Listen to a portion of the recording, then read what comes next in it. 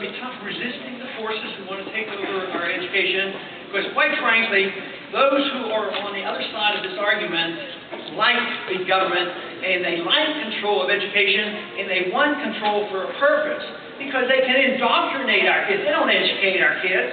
They indoctrinate our kids. It's a propaganda machine, and your efforts, I see your efforts and the success that you've had so far has been to counteract the indoctrination of our children through an educational system controlled by our federal government.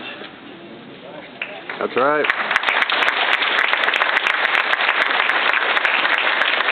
Compared to what it was like in the 1940s and 50s when I was in school, that local control has moved to state and on up, larger school districts, state control, federal government control, Department of Education, and on and on. And unfortunately, it is an example of bipartisanship that I don't like. You know, if you're going in the right direction, you want bipartisanship. But if they're going in the wrong direction, you don't want bipartisanship. Unfortunately, the growth of the educational control in Washington has been bipartisan, and it should be reversed. But now you're facing another crisis. We all are facing it in order to maintain this control. It's moving up the next step. Here they want to take over from the United Nations and come down and tell us what we're supposed to do and write the laws that, supersede federal law as well as our state laws. You know, I've had a suggestion for the solution for that as well. And it's been around for a while, I think every year since I've been in Congress. That we wouldn't have to fight tooth and nail to rein in the attempts by the United Nations. Because if they'd passed my bill to get out of the United Nations a long time ago, we wouldn't have to worry about it. Yeah.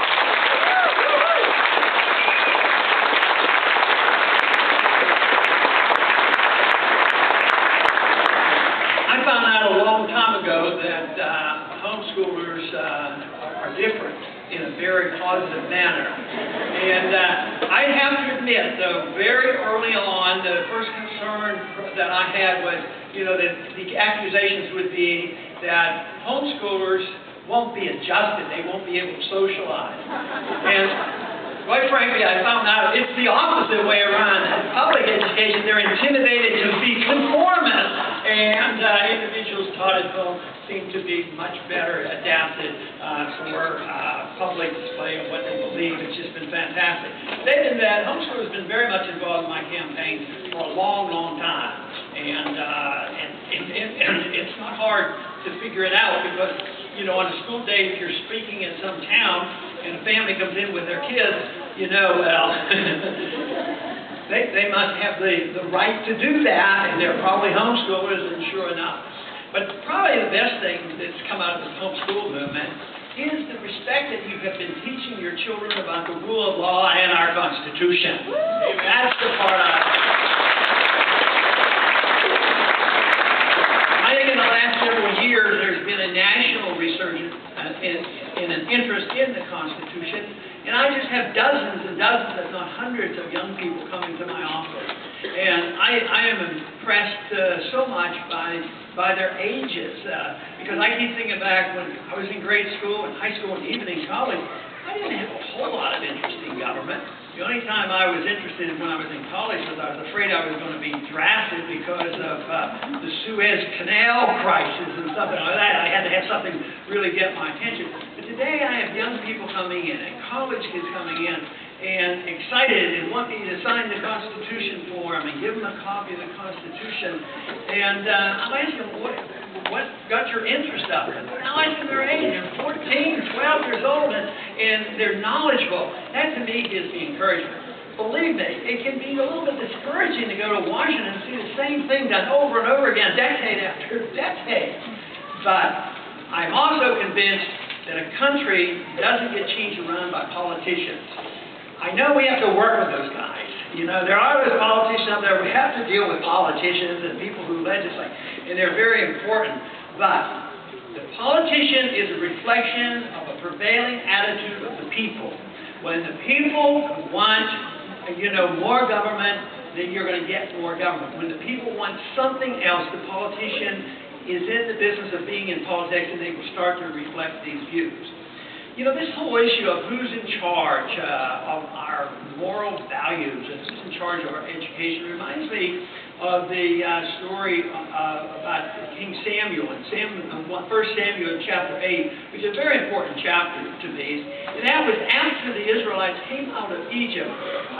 They were not always loyal to God, and sometimes they wanted to have false images and have substitutes for God.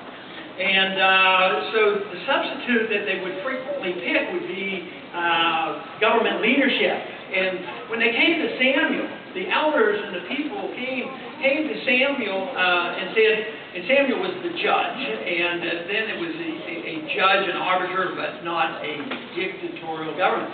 And the people came and said, we want a king. We want a king. And Samuel tried to persuade them, said, you don't want a king. And if you haven't read that recently, read that, because it predicts what's happening today. And Samuel says, don't do it. The government is going to get big. The government's going to draft your children. The government's going to take you to war. They will abuse your young women. Then there's going to be excessive spending. You know, the whole works. And it said, don't depend, on a king. But they were substituting the king for God. But who should carry through on the instructions if the government doesn't do it? Who's going to devise the curriculum? That's the people. That's the parents. That's the individuals who take it upon themselves to teach their children, the proper things. Like I said, it'll be imperfect. There will be mistakes, and not everybody's going to do it exactly right. But that will hurt a limited number of people, versus when the government does it, then it's a monopoly. Governments love monopolies, whether it's the monopoly control over education or monopoly control of medical care, whether it's the monopoly control over money, the issuing of money, and neglect the monetary provisions of the Constitution. They like the control. And the only way we can combat that is through education. Education is the key to it. People are to not only learn about our moral values and our Christian values, but education to understand our heritage, to understand our history, to understand the Constitution. This to me is so critical. And what should the purpose of all our activities be if it isn't to put all the dependency on the politician to solve all our problems? What should our purpose be in political action? Well, I think most of us would be satisfied if we just get the big government out of our lives and leave us alone. Give us our liberty back.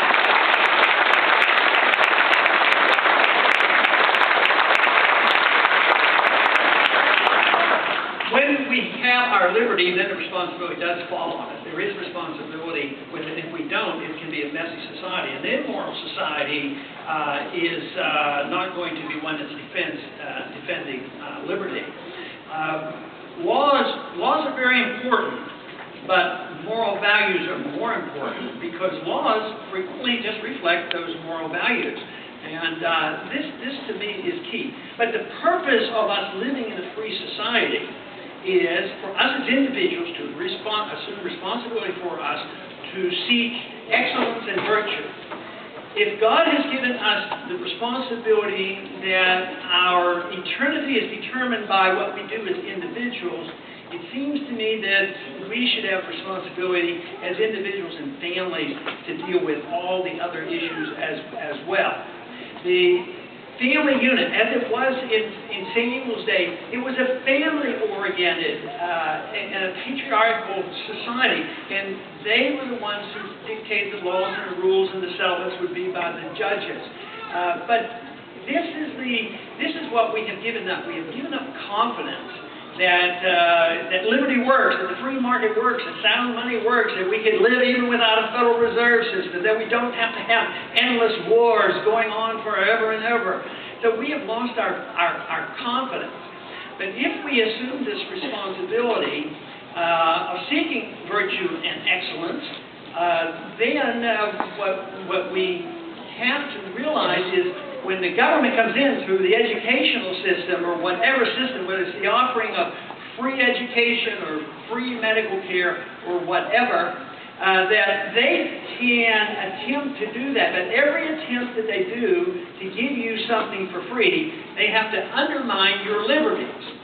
So yes, they can say, we're going to make you a better person, and we're going to do this, we're going to give you free stuff here, free stuff there. They have to undermine liberty, and so it's incompatible. The bigger the government, the less personal prerogatives you have, and the less freedom you have, and the less opportunities you have, and the less the less ability we have, and we will be constantly challenged. That's where we are in the educational system today. We are being challenged by a statist system from ground level all the way up to the United Nations now that want to put you out of business. And as far as I'm concerned, the future of America depends on independence in education. And it should be curiosity. Yes, you'll teach values to all your children. That is very, very important. But to me, the most important thing that we instill in our children, our young people, is curiosity to seek out truth. To seek out truth and find out what makes the world tick in a moral and in a religious sense, as well as an intellectual sense and monetary policy and everything else. That is why instilling this curiosity in young people is most critical. We live in a grand age, a very, very positive age. Back in the 50s, we didn't have like an internet. Today, not only do you have organizations like this, and fortunately we can still come together and visit on these issues, but we also have access to the internet, and I'm sure you communicate now and bring people together, and you can learn and just think it's probably a lot easier teaching children at home with access to computers and everything else. So technology is helpful to us, and I think we live in an age where we can change things around. But I don't believe it's going to be easy. I think it's going to get worse before it gets better. I think this financial crisis is much worse than anybody admits. I think we're going to see the destruction of the dollar, and then we're going to see a challenge. What I hope and pray is that our numbers keep growing, and with the work that you're doing, our numbers are growing. I can see it personally from the people I meet and talk to, and that's where I get my encouragement. I do not get my encouragement from Washington. It has changed a little, but not very much. We need your work and your effort, whether you have children in your homeschooling right now or not. You have to participate in this issue for political reasons and for the sake of our country. You have to work hard to not only keep the United Nations out of your homeschooling, but keep the government out of our schools and put the responsibility back on to the families and the parents. And I thank you very much for the invitation.